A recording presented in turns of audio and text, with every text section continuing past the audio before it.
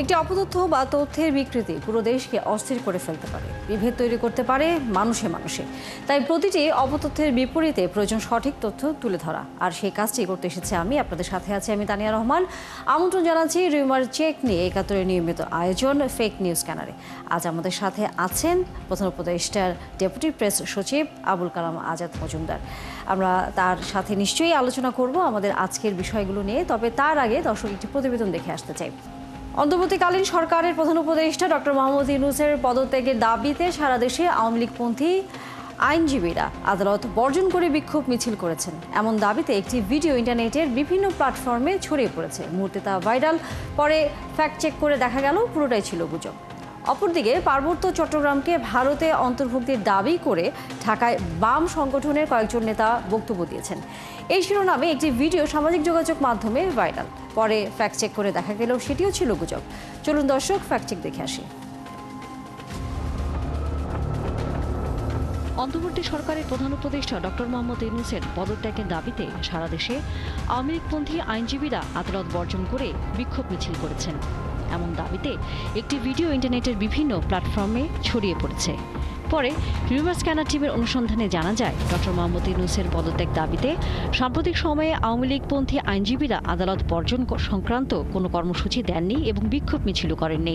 প্রকৃতপক্ষে বিএনপি ও আওয়ামী লীগপন্থী আইনজীবীদের পুরনো ভিন্ন ভিন্ন কর্মসূচির ফুটেজ জোড়া লাগিয়ে আলোচিত দাবির ভিডিওটি তৈরি করা হয়েছে।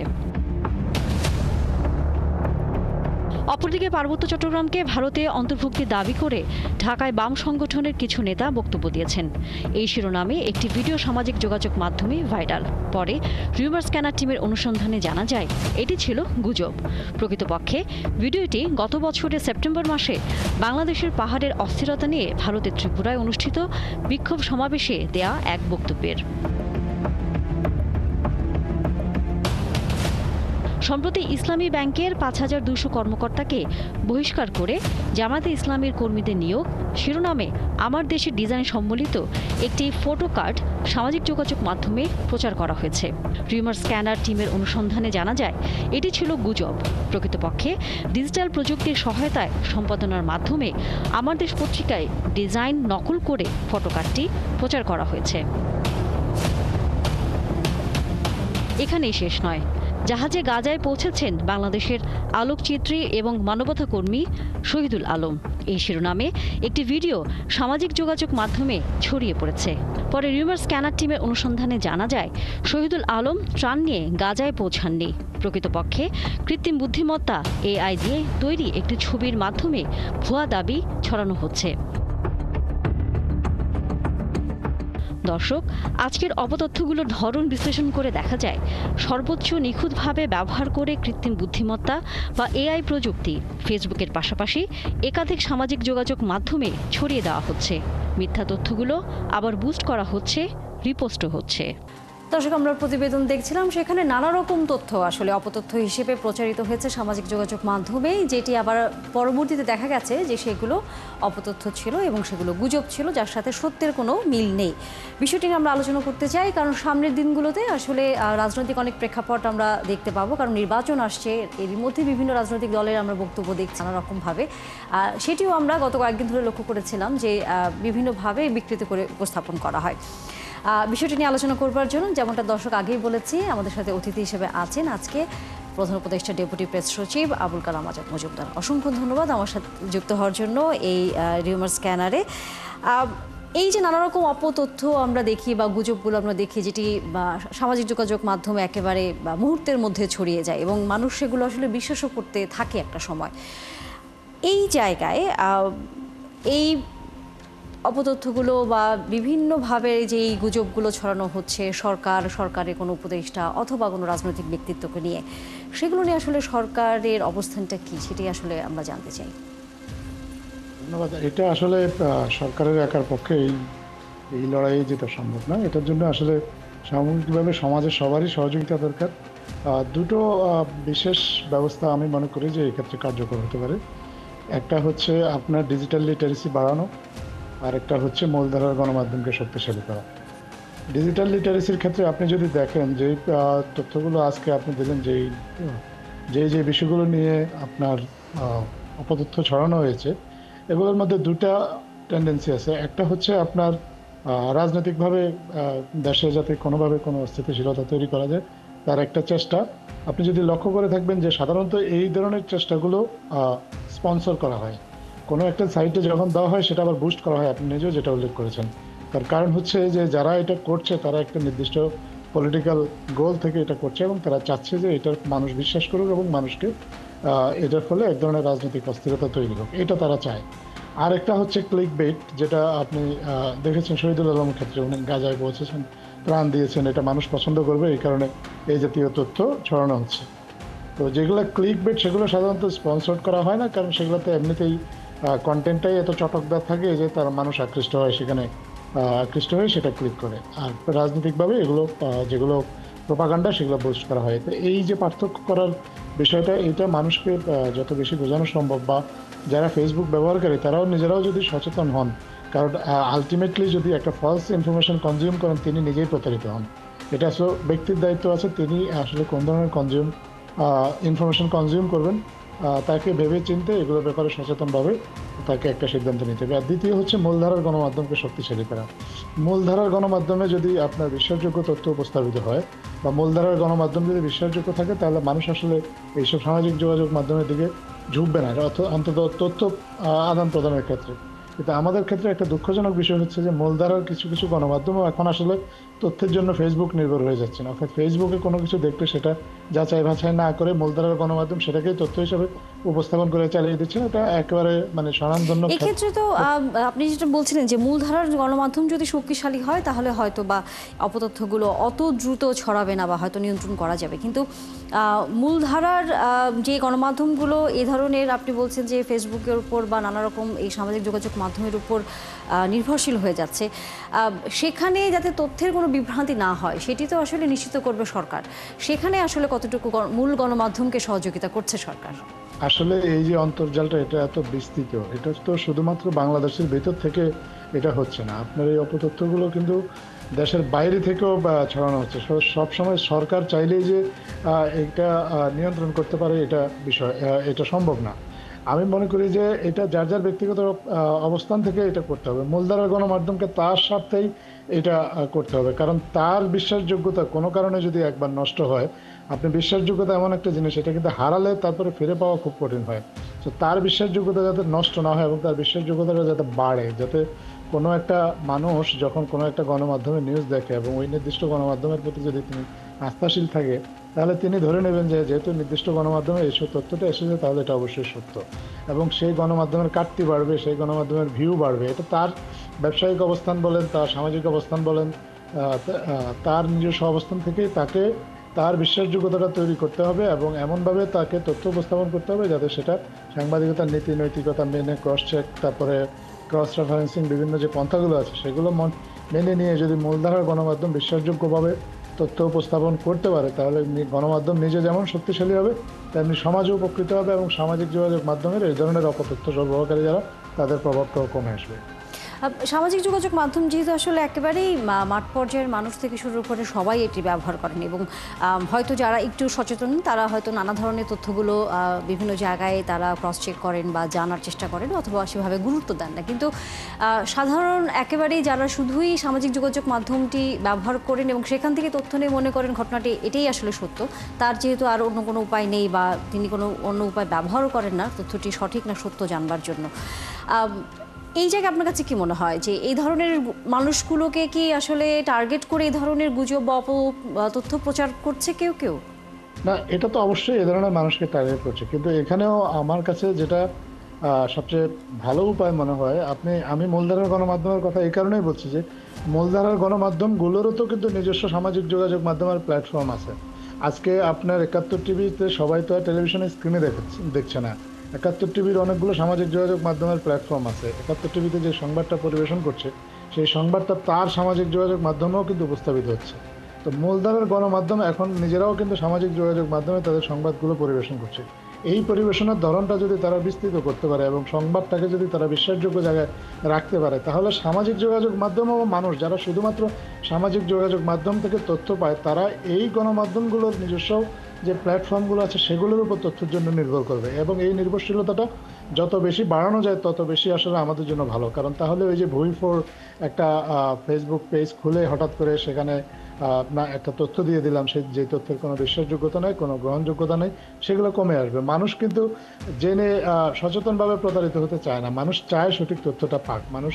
মানুষের যে এই চাহিদাটা যদি গণমাধ্যমগুলো অনুধাবন করতে পারে এবং সেটা অনুধাবন করে তাকে যা যদি আপনার সেভাবে উপস্থাপিত করতে পারে, তাহলে এগুলোর প্রভাব কমিয়ে মানুষের কাছে সঠিক তথ্যটা আপনার দেওয়া সম্ভব। এটার মাধ্যমে কিন্তু ব্যবসায়িকভাবেও এই গণমাধ্যমগুলো লাভবান হতে পারে এই কারণে যে আজকে আপনি দেখেছেন আজকাল ডিজিটাল প্ল্যাটফর্মও কিন্তু গণমাধ্যমগুলো আয়ের একটা অন্যতম উৎস। ডিজিটাল প্ল্যাটফর্মে যদি তার অবস্থানটা শক্তিশালী করা যায়, তাহলে মানুষকে যদি বিশ্বাসযোগ্যভাবে মানুষের কাছে খবরটা উপস্থাপন করা যায়, তার অবশ্যই অবস্থান শক্তিশালী হবে এবং তারা নিজেরাও আসলে শুধুমাত্র যে তাদের দর্শক সংখ্যা বা পাঠক সংখ্যা বাড়বে তা না, তারা বাণিজ্যিকভাবেও এক্ষেত্রে লাভবান হওয়ার সুযোগ থাকে। আপনার কাছে কি মনে হয় যে আমরা কয়েকদিনের যদি আসলে খবরাখবর এভাবে লক্ষ্য করি যে প্রধান উপদেষ্টা থেকে শুরু করে অন্যান্য মাননীয় উপদেষ্টাদের, রাজনৈতিক ব্যক্তিত্বদের, তাদেরকে বেছে বেছে আসলে এক ধরনের অপতথ্য প্রচারের যে এক ধরনের হিড়িক পড়ে গেছে, এটি সরকারের ভাবমূর্তি থেকে কোনো প্রভাব ফেলবে বলে আপনার কাছে মনে হয়? এটা তো একটা গ্লোবাল ফেনোমেনন, ফেক ইনফরমেশনটা এখন বাংলাদেশের ক্ষেত্রে এই টেন্ডেন্সিটা অনেক বেশি দেখা যাচ্ছে, কারণ আপনার বাংলাদেশে এই মুহূর্তে রাজনৈতিক যে বাস্তবতা, সেই রাজনৈতিক বাস্তবতায় দেশের বাইরে থেকে একটা পক্ষ সবসময় চেষ্টা করছে যে সরকারকে বিব্রত করতে, দেশকে অস্থিতিশীল করতে। আবার দেশের ভিতর থেকেও সেই পক্ষেরই যারা উপকারভোগী আছে তারাও চেষ্টা করছে। তো এইরকম একটা রাজনৈতিক বাস্তবতায় এই চেষ্টাটা থাকবে, এটা আমাদের দেশের মানুষকে এটা উপলব্ধি করতে হবে এবং মানুষকে আসলে সিদ্ধান্ত নিতে হবে তারা সামাজিক যোগাযোগ মাধ্যমের কোন তথ্যগুলো নেবে বা কোন মাধ্যমে, সামাজিক যোগাযোগ মাধ্যমের কোন প্ল্যাটফর্মগুলোকে তারা তথ্যের জন্য নির্ভর করবে, এগুলো সাধারণ মানুষকে সিদ্ধান্ত নিতে হবে। সরকারের অবস্থান থেকে সরকার কিন্তু যখনই এ ধরনের তথ্য আসছে, বিশেষ করে যদি কোনো মূলধারার গণমাধ্যম যদি কোনো ভুল তথ্য উপস্থাপন করে, সরকার কিন্তু সেটা সংশোধন করার চেষ্টা করছে, সেটাকে ডিসইনফরমেশনকে নানা উপায়ে কাউন্টার করার চেষ্টা করছে। কিন্তু এটা খুব মানে আসলে সামান্যই এগুলার এফেক্ট ফেলে। এটার ফলে যে এই তথ্যগুলো বন্ধ হয়েছে বিষয়টা তা না। এটার জন্য আসলে যারা ইনফরমেশনটাকে কনজিউম করে তাদেরকে সবার আগে আসলে সিলেক্টিভ হতে হবে এবং সেটা যখন তারা হতে পারবে, তারা নিজেরাও প্রতারণার হাত থেকে রক্ষা পাবে, তারা নিজেরা সঠিক তথ্যটা পাবে এবং আসলে সমাজেও সঠিক তথ্য যারা দেয় তারা উৎসাহিত হবে এবং সমাজে সামাজিক যোগাযোগ মাধ্যমে তথ্য প্রবাহের একটা সুস্থ ধারা বজায় থাকবে বলে আমি বিশ্বাস করি। অবশ্যই আমরা ফিরবো আলোচনা, একটি ছোট বিরতি নিতে হচ্ছে। আপনি আছেন আমাদের সাথে মাননীয় ডেপুটি প্রেস সচিব। দর্শক, আমাদের সাথে আমাদের অতিথি আছেন, একটি বিরতি নিতে হচ্ছে, নিশ্চয়ই কিছুক্ষণের মধ্যে ফিরে আসবো, সাথেই থাকবেন। দর্শক, সাথে থাকার জন্য আমন্ত্রণ আবারও ফেক নিউজ স্ক্যানারে। আমাদের সাথে মাননীয় প্রধান উপদেষ্টা ডেপুটি প্রেস সচিব যুক্ত আছেন, আমরা তার কাছ থেকে আসলে যেতে চাই আবারও আলোচনায়। এর আগে আপনার সাথে যখন কথা হচ্ছিল তখন আমরা সামাজিক যোগাযোগ মাধ্যমে যেসব তথ্যগুলো অপপ্রতথ্য হিসেবে প্রচার হচ্ছে বা গণমাধ্যমকে শক্তিশালীর কথা আপনি বলছিলেন, কিন্তু যেটি জানতে চাই সেটি হচ্ছে যে আইনের আওতায় আসলে কাউকে এরই মধ্যে আনার ব্যবস্থা আসলে সরকার নেবে কিনা বা নিচ্ছে কিনা এই অপতথ্য বা গুজবগুলো রোধ করার জন্য। ধন্যবাদ আপনাকে। আপনি একটা জিনিস খেয়াল করে থাকবেন যে বর্তমান অন্তর্বর্তীকালীন সরকার মত প্রকাশের স্বাধীনতার প্রতি শ্রদ্ধাশীল, যে কারণে এই বিষয়ে সরকারের নীতিটা যথেষ্ট উদার এবং এই উদার নীতিটার সুযোগ নিয়ে অনেকেই অনেক ধরনের অপতথ্য ছড়াচ্ছে, এটা আমরাও লক্ষ্য করি। তারপরেও আমরা মনে করি যে সরকারের ক্ষেত্রে যথেষ্ট ধৈর্যের পরিচয় দিয়েছে এবং ভবিষ্যতেও হয়তো এই ধৈর্যের পরিচয়টা দেবে। আমাদের প্রেস কাউন্সিলটাকে রিকনস্টিটিউট করা হয়েছে। আমরা চাই যে সাংবাদিকতার নামে যে অপতথ্যগুলো ছড়ানো হয় সেগুলো প্রেস কাউন্সিলের মাধ্যমে মূলত ডিল করতে। প্রেস কাউন্সিলের বাইরে যদি কেউ ব্যক্তিগতভাবে ক্ষতিগ্রস্ত হন, তিনি যদি এই অপতথ্যের কারণে তিনি নিজেও ব্যক্তিগতভাবে ব্যবস্থা এগুলো নিতে পারেন। তাছাড়া আপনার আমাদের ফেসবুক সহ অন্যান্য যে সামাজিক যোগাযোগ যে মাধ্যমে যে কর্তৃপক্ষগুলো আছে তাদের সাথেও সরকার নিয়মিত যোগাযোগ রাখছে এবং টাইম টু টাইম অনেকগুলো ফেক পোস্ট যেগুলো আমাদের সমাজে বিভ্রান্তি ছড়াচ্ছে বা হেট ক্রাইম হিসেবে বিবেচিত হচ্ছে সেগুলোকে রিপোর্ট করা হচ্ছে। যেহেতু সামনে নির্বাচন আসছে, মানে যে কথাটা আসলে সবাই একটু উদ্বেগের জায়গায় বারবারই বলছে, কারণ এআই দিয়ে নানা রকম আসলে আমরা ভিডিও দেখছি, নানা ধরনের বক্তব্য প্রচারের মতো আমরা খবর দেখছি, বিভিন্ন সামাজিক যোগাযোগ মাধ্যমে আসছে। এই নির্বাচনকে সামনে রেখে নির্বাচনের সময়ে যাতে কোনো ধরনের অপতথ্য প্রচার না হয় সেই বিষয়টার মাথায় নিয়ে আপনারা কোনো পরিকল্পনা করেছেন কিনা? না, এটা আমাদের সরকারের যে নিয়মিত পরিকল্পনা, সেই নিয়মিত পরিকল্পনারই অংশ। আমরা সরকারের ভাবে আমাদের প্রধান উপদেষ্টার কার্যালয় থেকেও আমাদের একটা ফ্যাক্ট চেক করার একটা পেজ আছে, যেখানে আমরা প্রতিদিনই প্রায় কোনো না কোনো ইনফরমেশনকে কাউন্টার দিচ্ছি, এবং সেটা ইন্টারন্যাশনাল কমিউনিটিকেও আমরা সেই বিষয়ে ইনফরমেশন দিচ্ছি, যাতে তারা সঠিক ইনফরমেশনগুলো পেতে পারে। কিন্তু ব্রডার পার্সপেক্টিভে একেবারে সামাজিক যোগাযোগ মাধ্যমের প্রতি কোনো ধরনের নিয়ন্ত্রণ সরকার আরোপের পক্ষপাতী নয়, এটা আমরা শুরু থেকে সবাইকে জানিয়েছি।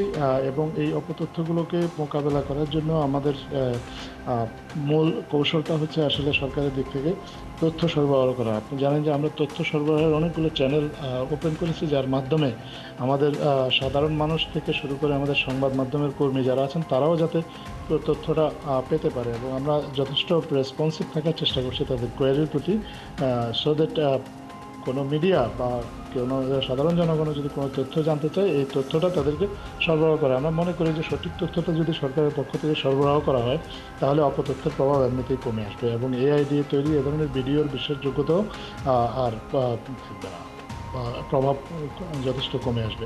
এটা ছাড়াও আপনার নির্বাচনের আগে রাজনৈতিক দলগুলো, তারাও আমরা বিশ্বাস করি যে তাদের নিজ নিজ অবস্থান থেকে তাদের বিরুদ্ধে যে অপপ্রচারগুলো হচ্ছে সেগুলো মোকাবেলা করার জন্য বেশ কিছু কৌশল অবশ্যই গ্রহণ করছে, এবং সেটা আমরা মনে করি যে সেটা জরুরি এই মুহূর্তে।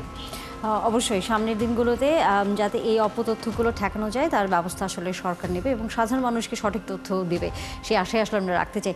আজকে আলোচনা শেষ করতে হচ্ছে। অসংখ্য ধন্যবাদ আমাদের সাথে সময় দেওয়ার জন্য মাননীয় ডেপুটি প্রেস সচিব। নিশ্চয়ই আগামীতে আবারও কথা হবে আপনার সাথে।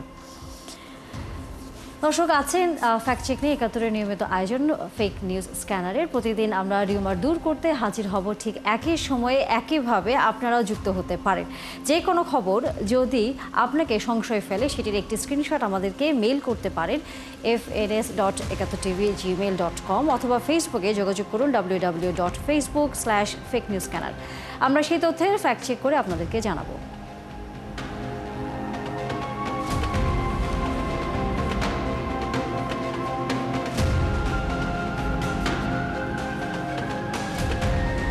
চটকদার শিরোনাম দেখে ক্লিক করবেন না। বিশ্বাস আর প্রতিক্রিয়া জানানোর আগে ফ্যাক্ট চেক করুন। থাকুন ৭১-এর সাথে।